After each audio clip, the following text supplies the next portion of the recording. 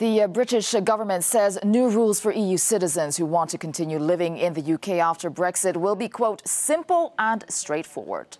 Our positioning will be, our default position will be to grant status, and so we'll be looking to grant status as quickly as we can.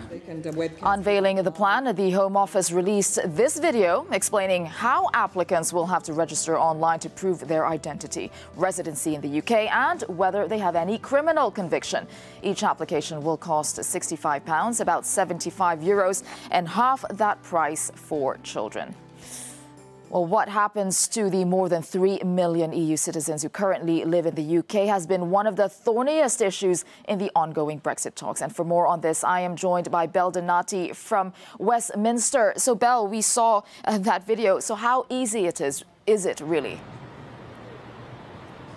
Well, Tessa, let me show you how easy it is. According to the Home Office yesterday, all you need if you're an EU citizen living in the UK to apply for settled status is one of these to prove your identity and one of these or access to the internet, as well as a £65 or €75 application fee.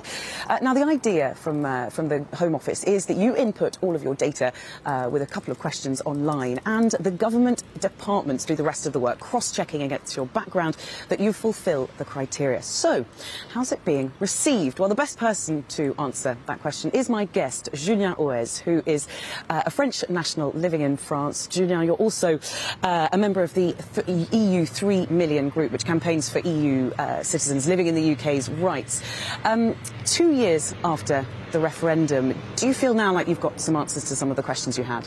So, finally, 728 days now after the referendum, we're starting to get some answers to our many questions on settled status, what Brexit means for EU citizens.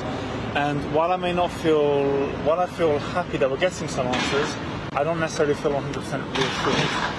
Obviously, the process is starting. It's going to happen over... we've heard thus far that it was going to potentially start at the end of this year. That may be pushed back. Are you confident that what we've seen in the Statement of Intent is actually going to come into fruition? So I've learned over the past 2 years that you need to take everything the government brings forward with a large dose of salt. I mean, for example, originally we're supposed to launch sometime in August, then sometime in September, then sometime in October, December, and now early next year. How's it been, just personally, living in the UK over the last 2 years, and now? Do you feel as though the situation in the UK is welcoming for people like you? I'm not entirely sure it is. I mean, for example, for me, I've had my fair share of trouble with some abuse in the streets, some abuse in a previous role working in a pub in South London.